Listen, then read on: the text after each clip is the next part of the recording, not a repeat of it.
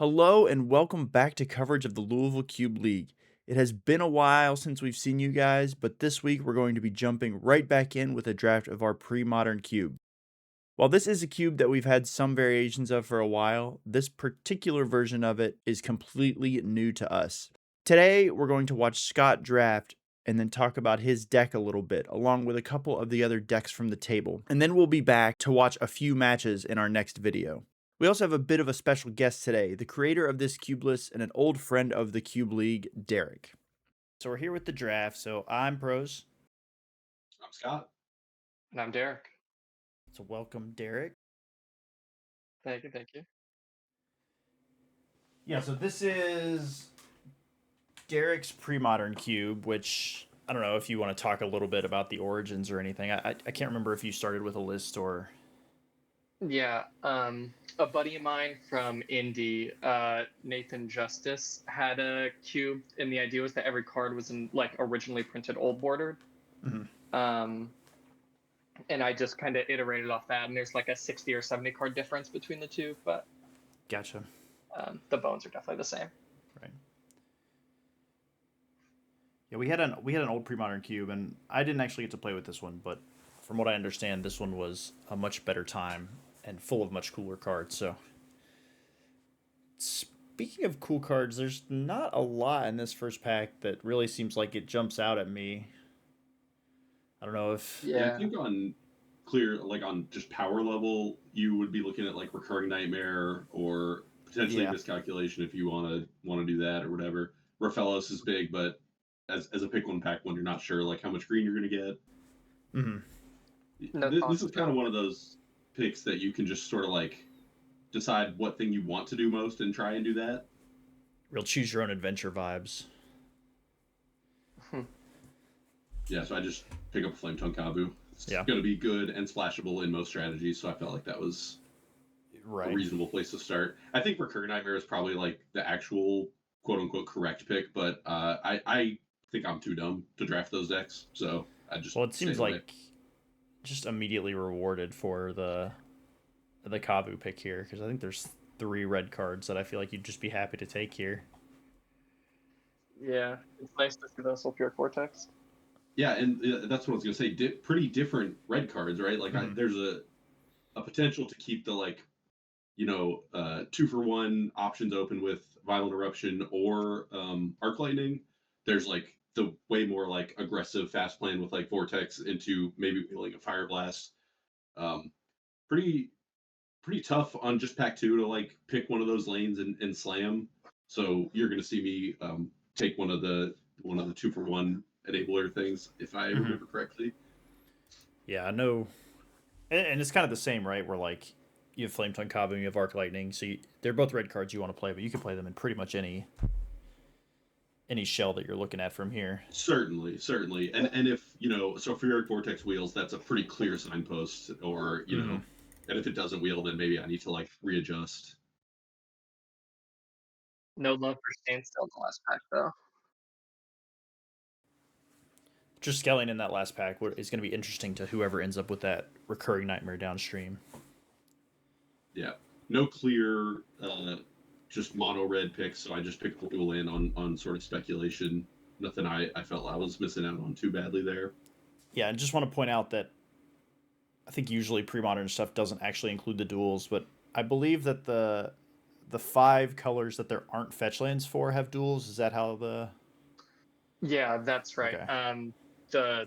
Obviously the enemy fetches were not printed in an old border, so when making, we needed to balance out enemy colors just a little bit. Yeah. Lava Man there. Kind of seems like you're starting to lean into the more aggro side of red. Maybe a little bit. It's like a fine role player and like a more mid-range strategy though, too, just like giving you a way to utilize your graveyard a little bit. Yeah, fair enough.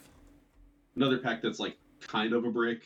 I kind of really need to like either pick a second color here or just take a land to potentially splash something, or nothing very clear. Trader Rider is probably among the strongest cards in the pack, but not really something I'm looking to do here.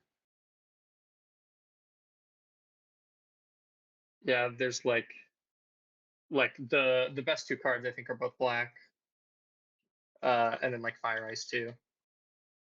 But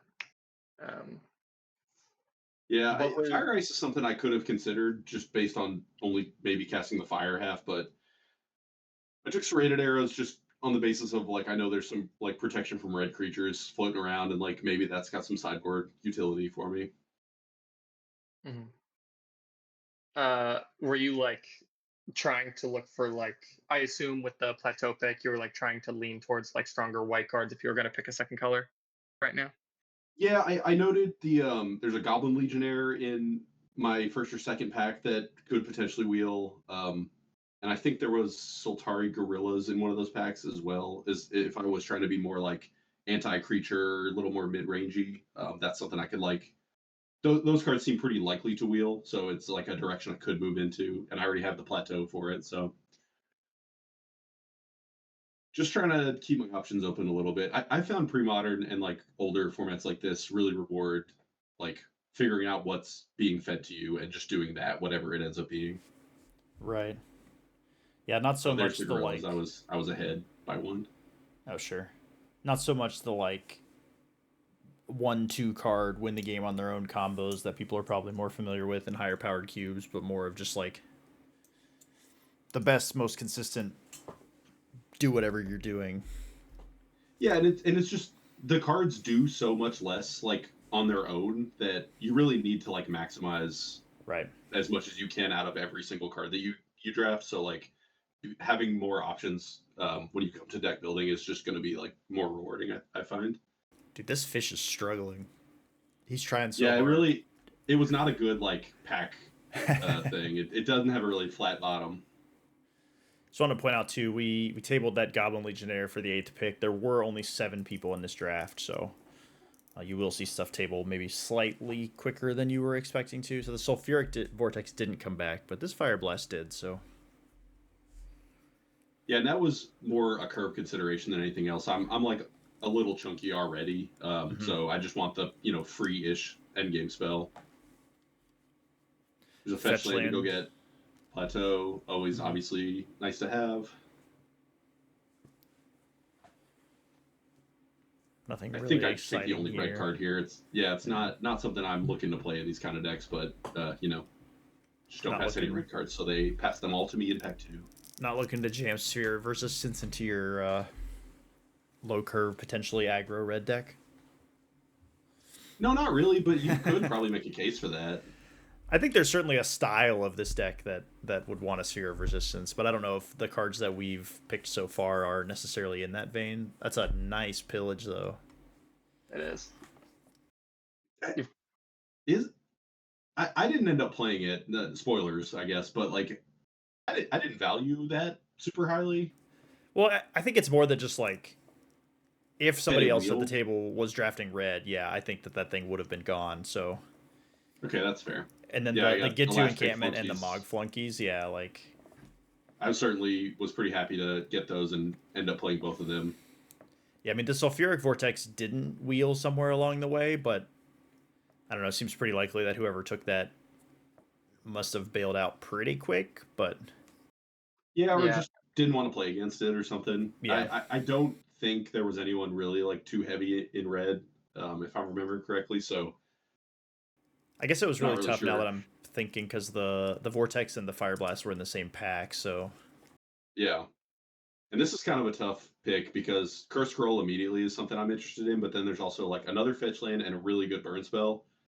Um, I guess it's slightly more likely that the mono red card would wheel, but I don't think either of them is really going to. And I yeah, just ended up taking the raw utility, the efficiency of 3 damage for 1 mana. hmm I don't think anybody yeah, would fault you for that. I agree. I think Chain Lightning like wheels slightly higher like percentage of the time, but I think it's also just better in your deck probably, And especially with I'm like thinking somebody else has the sulfuric vortex, so they probably are going to take either one of those if they're like aiming to play it. So here I got another like dual land option. I could go a little heavier into white swords, obviously great removal spell. Yeah, seems even if you do end up with like a pretty light white splash, That's a card you're perfectly fine to carry off of that. This pack is really cool, but not for you. I mean, Yeah. this Firebolt is Oh, good, but yeah, whatever. We're on target still. It's fine. yeah. Yeah, no issue with the Firebolt, but there are a lot of cards that I love in that pack. We're not casting any of them in this deck, though, so. Yeah, this, like you mentioned, we had an earlier version of a pre-modern cube in our group at one point, and this played so much better. I can't speak for everyone else's experiences, but like I don't know, I had a great time. So kudos, Derek. What Yeah, well done. do you remember the old pre-modern one at all? That like what was in this cube that made it much more like enjoyable than the previous iteration?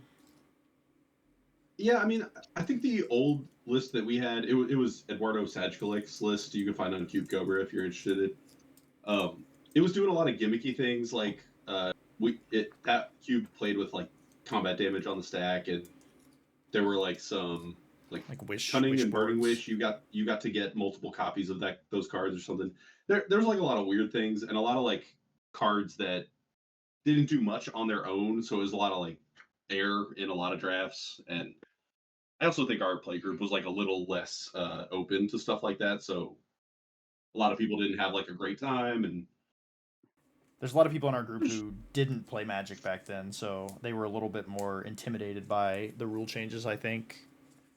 But not to get too far off track, we picked up a Mistress Factory, which was nice. Probably hoping that Skizik comes Gizix, back. I believe. Skizix, okay. I think. And Skiz something, I don't know. Mm-hmm. This is kind of a tough pick for me. I'm not actually sure what is the better pick between these two 4-drops. Yeah. Could also take the Seal of Fire here too. I think that's totally reasonable, and that is what I actually do. Yeah. Spoiler alert: both of those 4-drops wheel, so I have to make that choice later in the Again. draft. Yeah, Yeah, well, I was just about to say before you spoiled it that based on earlier results, at least one of those cards will likely come back. You could just let somebody else maybe make the decision for you, but I guess that didn't happen. yeah, So. yeah. So without like at this point in the draft, do either of you have an opinion on which one of those you would take? I think you're like you look a little bit more mid-rangey, but I think the cat is just like much stronger, probably. Like I just think uh the other 4-drop does not live to bolt more than once, probably. Jessica, yeah. Sure. Yeah. This is a pretty blank pack. Mhm. We talked about people who were a little less familiar with some of the old cards, and I remember just taking this Call to the Herd that I can't imagine we're ever playing, but I don't want to play against it, and I have a Yeah. Grain Coliseum. It's like potentially possible I end up splashing green instead of white, and then that's a card I might be interested in playing. That's why I took it. I think it's pretty small either way. Yeah, one of the big points that we kind of had conflict on early on with the old cube with people was the like Skizzix and the Ball Lightnings and the Blistering Firecats of the world. I love all of those effects. Earthquake there, really nice too. Yeah, pretty happy to get an Expel. Mm-hmm. Yeah, I'm a big like Firecat Ball Lightning fan too, which may be surprising to some people that know me, but like I don't know. Sometimes you just gotta get them. I think in this deck, I would be hard pressed to ever pick Jessica over Firecat. Is what I was trying to get to there. I think, but I could definitely see decks where I would prefer to have Jessica. Yeah, especially since like you're like kind of thinking that the Skizik is gonna wheel anyway. Mm-hmm. See, Like it's interesting you all say that because I think a lot of my cards work really well with Jessica already. Like I have a Fire Slinger and Grim Lavamancer, like lots of shocks that I can like team up with Jessica to like finish bigger things. I'm not sure that setup is better for a Firecat, but like Firecat attacks for 7, like yeah, 7's such a big number. I would not be sad to have Jessica in this deck. To be clear, I just think that Yeah. given the choice, I would prefer to be just casting a Firecat and attacking for 7 on turn 4.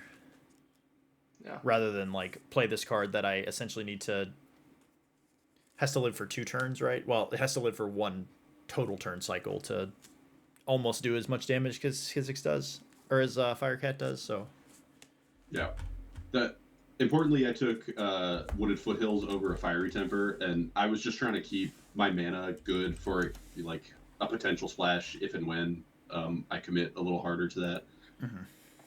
Yeah, when you pick up the Sword Supply shares in early in this pack, I think you like really want to prioritize trying to be able to cast it on turns 1 and 2. Right. there's also a Battlefield Forge in there to help that out a Yep. little bit. And Skizix Wield, and now I have the Firecat v Jessica pick. I just want to point out I that chose the Firecat. Firecat. Okay. I was gonna say too. I really like the morph. What's the word I'm looking for? The flexibility with the Firecat doesn't have to just be a. Just doesn't have to just be a 1 bang. It can be a guy that you play and then.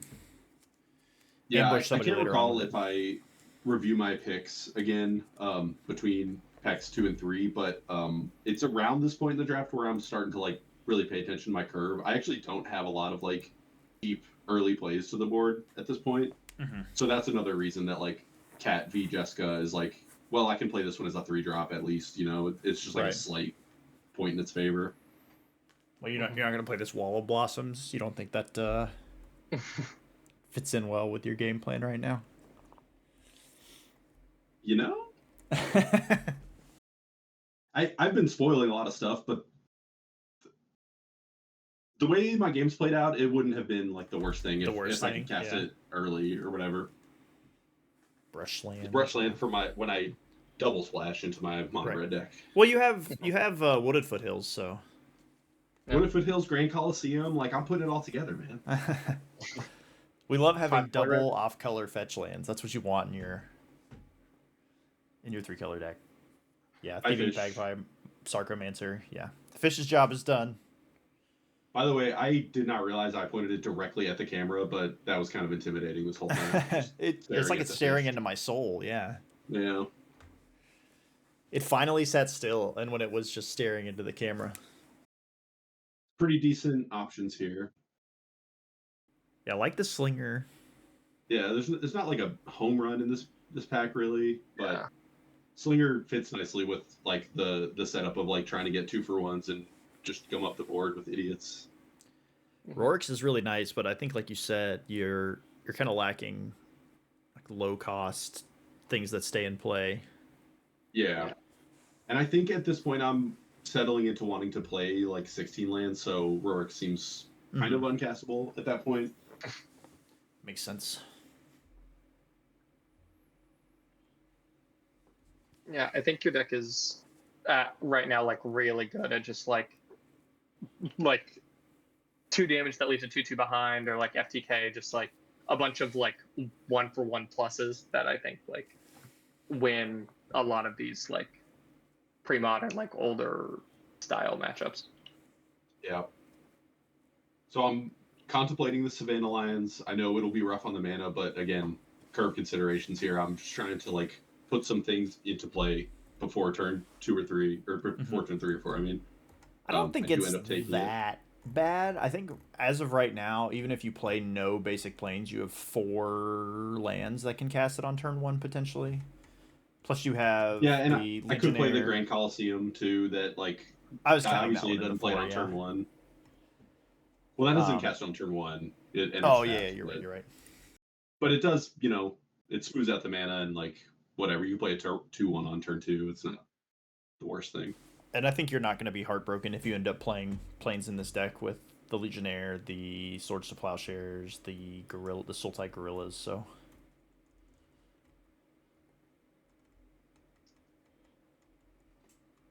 Our pillage plan finally comes together with the Avalanche Riders. I'm reading Spell Shock here, and then I'm like, well, I'm just gonna throw fire at people. Actually,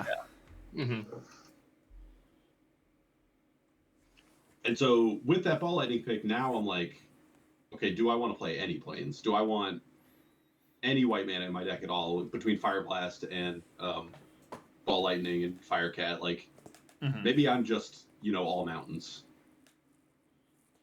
Yeah, worth considering. I mean, so not paying a ton of attention to this Phantom Nomad here. Chalk's just pretty easy. Mm-hmm. It's just like a third of a ball lightning. Yeah.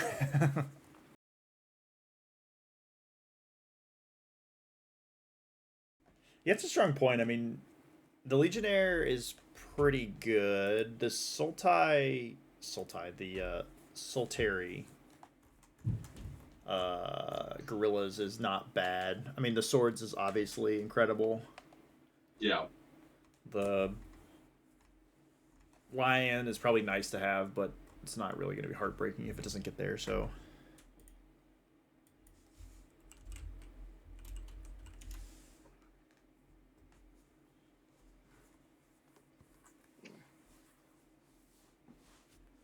Kind of another miss of a pack here. The Rolling Thunder's okay. Yeah, I don't hate the second X spell.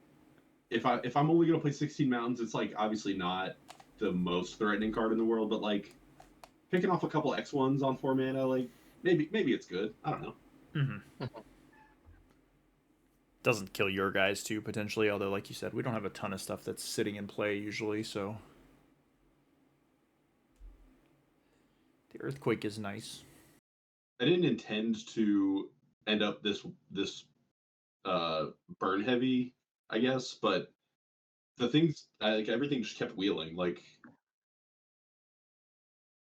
Yeah, it really doesn't seem like anybody is even like obviously nobody else is playing like mono red, but it doesn't really seem like anybody else is even like playing red cards really at this point. yeah, like splashing incinerates or whatever. Like yeah, it's just all open. This is like fully a curve check. Like, do I want another burn spell or do I need a creature? And I decide on the creature. Yeah, I mean this is the sixth sixth pick of this pack. Yeah, and Jackal Pup and Incinerate are both still in it. So like, So two fine-ish creatures. I end up with Marauder purely because I think once you have one morph in your deck, having a second one is like pretty valuable. yeah, just the equity of being able to like play it. Your opponent assumes it's one thing, and then you just it's always just a blowout when it's the other thing, right? Like, Yeah.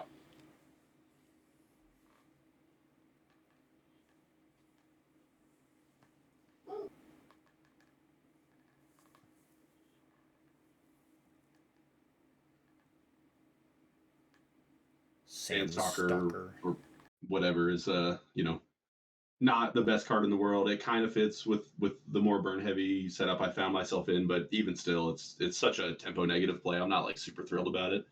Hammer, on the other hand, I am extremely happy to get back. Yeah, I think the Sandstalker isn't that bad. You end up. I mean, it's in the same kind of vein as like the Ball Lightning, but this one at least you can continue to play. Costs 4 mana or whatever, but It's 3, but yeah. This is Spell Shock versus Anka Mishra, both sort of like punishing different kinds of things. I take Ankh purely because it's cheaper and everyone has lands and not everyone always has spells or whatever. So I don't know. Sideboard cards, almost certainly. Yeah. Spell Shock feels like a card that is for a very specific kind of deck that does not get played very often in this cube. Yeah. But Browbeat actually seemed pretty interesting to me here, given how much like direct damage I have. Yeah, love Browbeat. Yeah, me too. I've never been a big fan, but let me tell you, it really overperformed.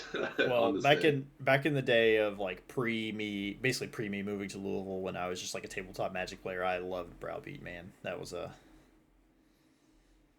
maybe that's indicative of the card as a whole, but. When I was watching this back and saw you pick it, I was really happy. I think I actually saw you play it on the day, and it made me happy too. But yeah, I cast it a couple times. Look at this. Incinerate again. Yeah, wheeling that Incinerate is crazy. Jeez. Yeah, it's so absurd. So absurd. That was 13th pick, which means that most people disabled at the table saw it twice. Yeah. Goodness. I'm really curious what happened to the person who ended up taking the Sulfuric Vortex. Yeah, I never found out. I never found out who snagged it. Meanwhile, your Raphaelis deck may have been open, it appears, too, so. Well, the Raphaelis deck actually ended up directly to my left. James Rock, I believe, is that's kind of what he's doing. Yeah, makes sense. Yeah. Which means Matt got a third pick Recurring Nightmare and went all in on that as well. Yeah, there was a lot of. I mean, I think the cube is 360, right? So obviously everything No, no, but was we in only there. had 7 drafters. Oh, true. Yeah, Yeah, yeah. I feel like I did see. I saw both of the both Triskelion and the other one. the Devourer. Yeah, I think we're floating around. But so we can take a quick look at the deck. Yeah, I think it's built differently than you might expect based on some of the picks that I made. I'm not even certain that some of those choices were correct or good, but I do have rationale I can explain if anyone has any questions. I just kind of noticed that it was like the most burn aggressive pile. Yeah, Yeah. so notably, I am not playing any white cards, including the Swords to Plowshares, except for Goblin Legionnaire. When I got to deck building, the curve was such that even though it's pretty unlikely that that thing gets played on turn two, having that as an option, like a potential thing that could happen, felt important to me. And I just settled on swords being like a sideboard card if my opponent had like a really problematic creature that was going to like outrace the burn or disrupt my game plan in some way, like a big life game thing or something. Um, and just sort of focused on as much direct damage. I'm playing the Ankh main deck actually, which I'm just trying to like pressure my opponent's life total from jump and do it as hard and as fast as I can. Yeah, I can get on board with all that. I think. I mean,